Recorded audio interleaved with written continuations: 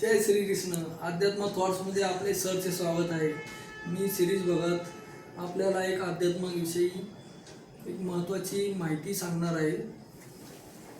जेव्हा मानवाचा जन्म होतो त्यावेळेस आकाशामध्ये जी ग्रहताऱ्यांचा जो प्रभाव असतो त्यानुसार आपल्या जन्मकुंडली तयार होत असते. त्या जन्मकुंडलीमध्ये राशी, ग्रह, नक्षत्र यांच्या स्वभावानुसार आपल्या जीवनावर प्रभाव होत असतो. तिथूनच आपले आध्यात्मिक जीवन सुरू होत असते. हे आपल्या ज्योतिष विद्येनुसार केलेले निरीक्षण आहे.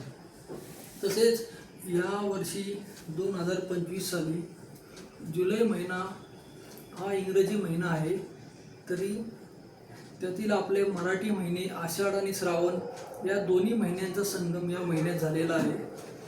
ते ज्योतिष विद्येनुसार एक निरीक्षण केलेलं आहे मी. ते असे की या महिन्यात चातुर्मास देखील चालू होत असतो. देवशयनी आषाढी एकादशी, त्याच्या दुसऱ्या दिवशी जो उपवास सोडतात एकादशीचा तो आला सोमवार. त्याच्यानंतर दुसरा सोमवार जो आहे त्या सोमवारी संकष्टी चतुर्थी आली होती आणि तिसऱ्या सोमवारी कामिका एकादशी. जसे प्रत्येक महिन्याला 2 एकादशी असतात, कृष्ण पक्ष आणि शुक्ल पक्ष ह्या 2 एकादशी असतात, तर ती सोमवारी आली. आणि चौथा सोमवार जो आहे त्या दिवशी श्रावण महिन्यातील पहिला सोमवार आहे. आणि महत्त्वाचं म्हणजे श्री विष्णुदेवांचे जे चातुर्मासातील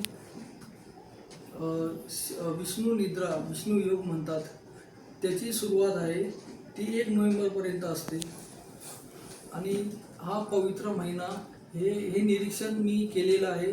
तर आपल्याला आपल्या हिंदू धर्माचा अभिमान बाळगून आपल्या धर्माचे नियमांचे पालन करून आपण ही जी पूजा अर्चा केली मनापासून, तर आपल्या प्रत्येकाच्या जीवनामध्ये सुख, समृद्धी, शांती, समाधान, ऐश्वर्य, आरोग्य, भरभराट लाभेल.